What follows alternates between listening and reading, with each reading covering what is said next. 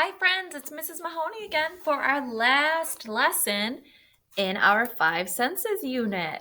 Hooray, we've made it through the five senses. How exciting!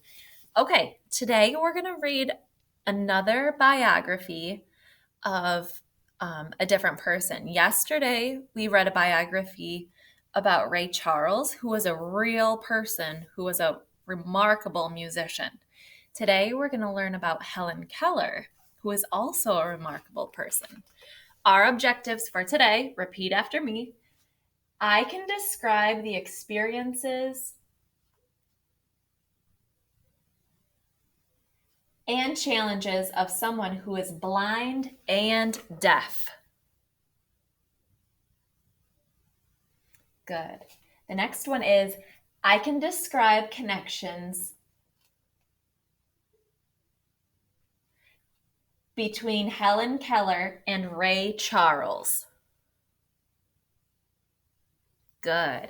Okay, so you can see we're going to be comparing Helen Keller and Ray Charles. So we're going to be listening as to how we can compare them.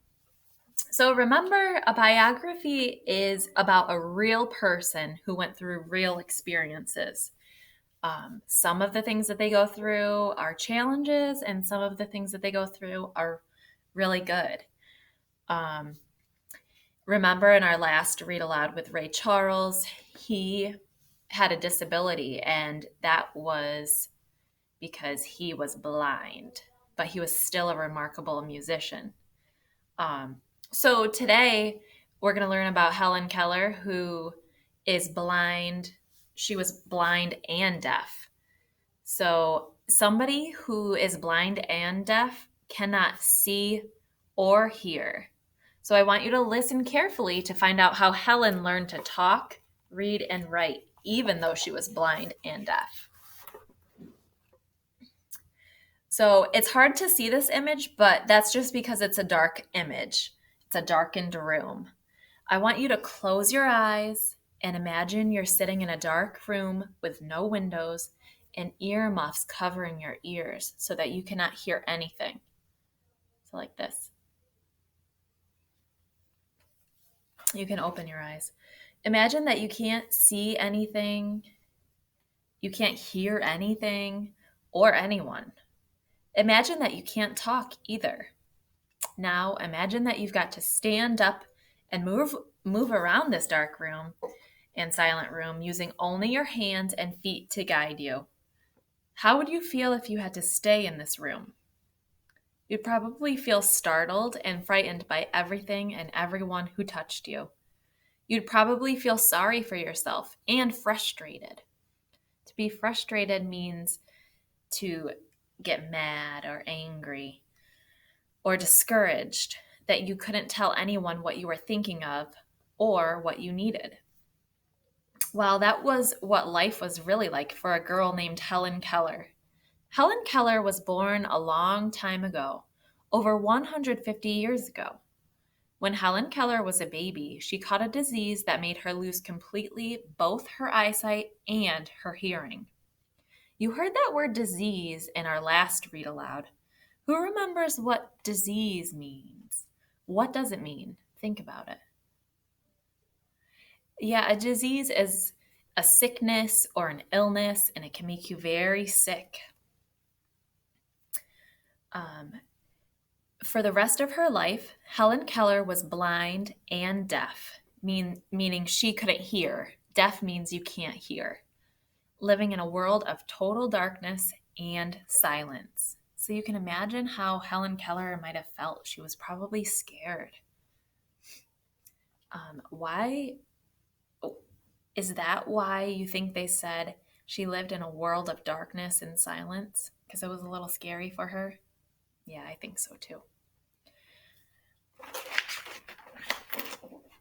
Life was very hard for Helen Keller as she grew up. She became frustrated and angry because not only was she blind and deaf, she wasn't able to talk or communicate with other people. She felt sorry for herself and was often mean to other people. When children tried to play with her, she broke their toys. One time, she locked her mother in a room so she couldn't get out. At dinner time, Helen walked around the table sniffing everyone's food. If she smelled something she liked on someone else's plate, she would grab it and gobble it up. I wonder why she acted so mean. This was when she was growing up. She was mean when she was younger. She did some mean things. She wasn't a mean person, but she did some mean things early on. Why do you think that is?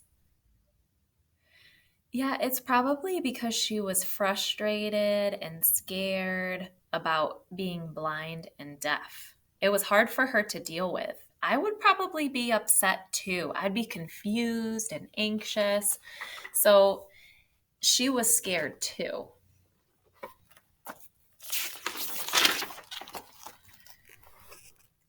Helen Keller felt her way through the world, groping and fumbling through the silent darkness. Her senses of touch, smell, and taste were her only connections to the outside world. As an adult, she remembered those days by saying, I literally thought with my body. The only memories she had from those years were sensations. There's our word of the day, sensations. Sensations were the feelings she got from her sense of touch, smell, and taste. Sensations. Can you say it? Good. Sensations. She remembers that when she was really upset, she used to run outside and bury her hot face in the cool leaves and grass. Guided by her sense of smell, she would make her way through the garden until she could smell the roses and violets that calmed her down. Helen Keller's mother and father loved her very much, but because she could not understand the world around her, she seemed disobedient, meaning she didn't do what she was told to do, and she was hard to control.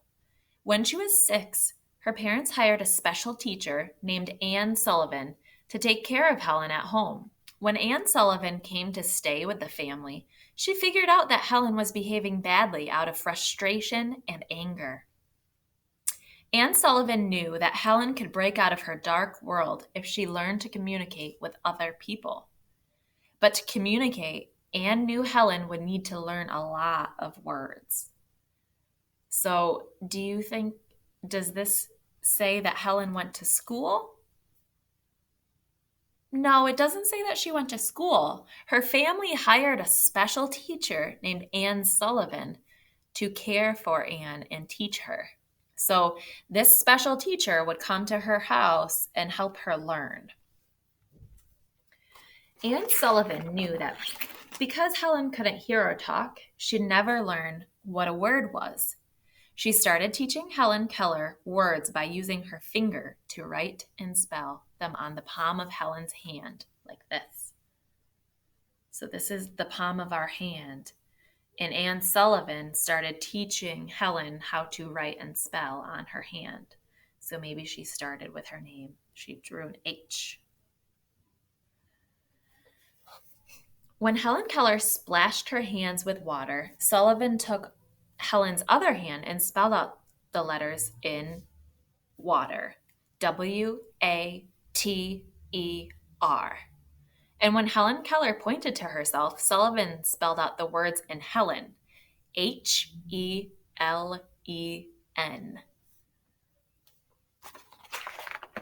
Here you can see Helen Keller and Anne Sullivan, her teacher. To Helen Keller, learning from Anne Sullivan was like being born a second time. Suddenly, the world was not such a confusing, frightening place. Helen Keller later said, I had been a little ghost in a no world. Now I knew my name. I was a person. I could understand people and make them understand me. For the first time, Helen had a way to tell people what she was thinking. When Helen wanted to speak to Anne, she wrote words on Anne's hand. However, it took a long time to spell out a whole sentence. Eventually, Anne taught Helen sign language so that she was able to communicate more easily with others. So, in our classroom, we also have some sign language. Remember, we have our little welcome sign over there, and it spells out welcome.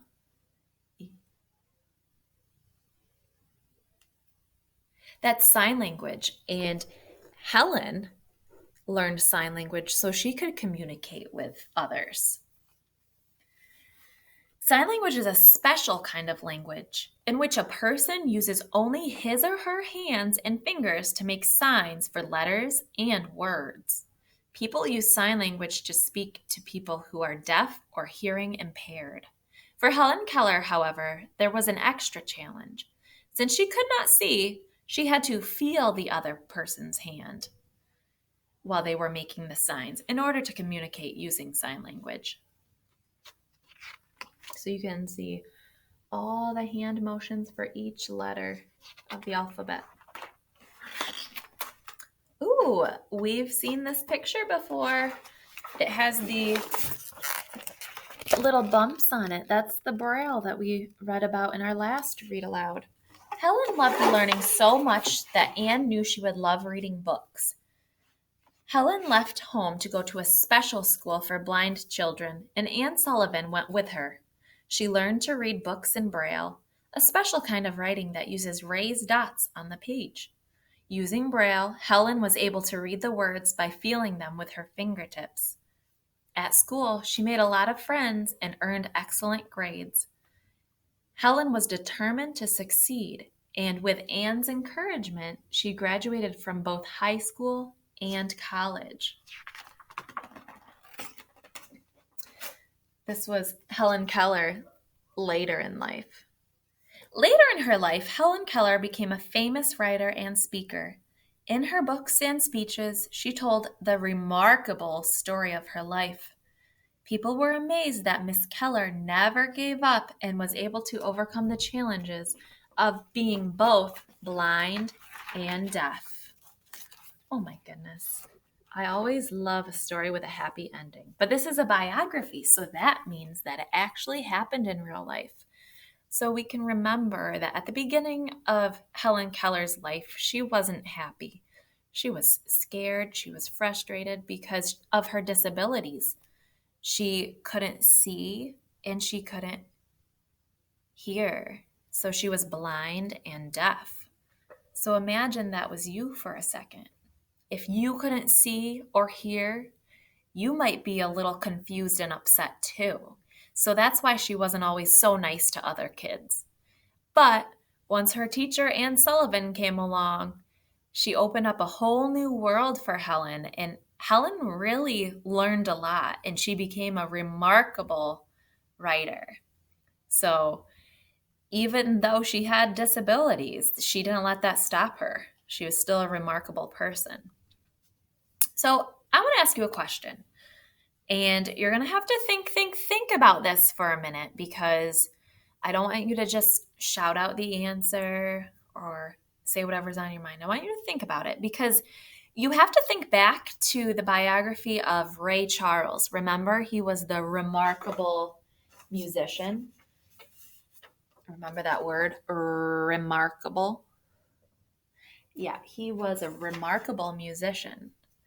So I want you to think back to Ray Charles, and I want you to compare him to Helen Keller. So Ray Charles was blind, and Helen Keller was blind and deaf.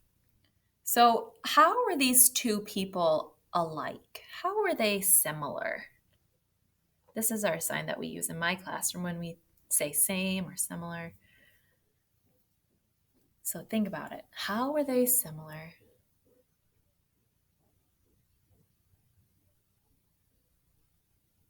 Yeah, well, they were both born without disabilities. They were born healthy children, and then they got a disease that caused their disabilities. So they both lost their eyesight, and Helen Keller also lost her hearing.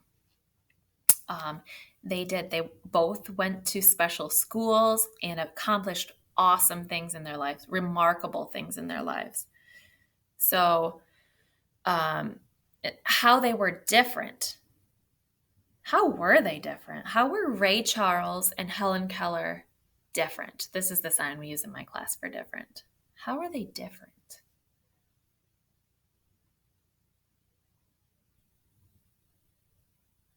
Yeah. Helen Keller was a famous writer and speaker. So she did a really nice job speaking in front of a bunch of people. And she was a great writer. Ray Charles, on the other hand, he was an excellent musician. He played the piano. He played other instruments too. I think the saxophone. So he was a famous musician. So both of those people were famous, but they were famous for different reasons. Right. Okay. Um, I want to go back to that word that we heard earlier, and it was sensations. Can you say it?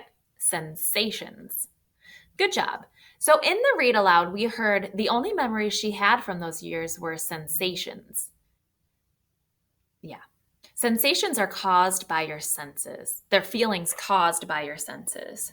So you can um, kind of use all your senses to feel sensations. When it's hot, I like the cool sensations of a fan blowing on my face and water on my hands because it really cools me down on a hot day. I want you to just think about it. Think about some sensations you feel or experience when you go to your favorite place. It might be, oh, when I go to the sunflower patch in the summer, um, the warm sun on my skin and the beautiful colors are pleasant sensations to me, and the nice smell of the sunflowers. So that's something that I think is a pleasant sensation. Now, I want to give you some things that might be pleasant or unpleasant sensations. So you're going to tell me those are pleasant sensations or those are not pleasant sensations. So here's the first one: the scent of roses and lilies in a garden. Yeah, those are pleasant sensations. And I remember reading that Helen Keller enjoyed going to her garden. Those were good sensations to her. The next one: the feelings of thorns and stings. Yes, those are unpleasant sensations. They're not pleasant. I wouldn't want to be poked by the thorns. The tastes of cake and ice cream. Yes, those are pleasant sensations, especially for me. I love cake. The sounds of people laughing. Yeah, those are pleasant sensations. The sense of garbage and old food. Those are unpleasant sensations. All right. Well, you guys did an awesome job, and we'll see you tomorrow. Bye.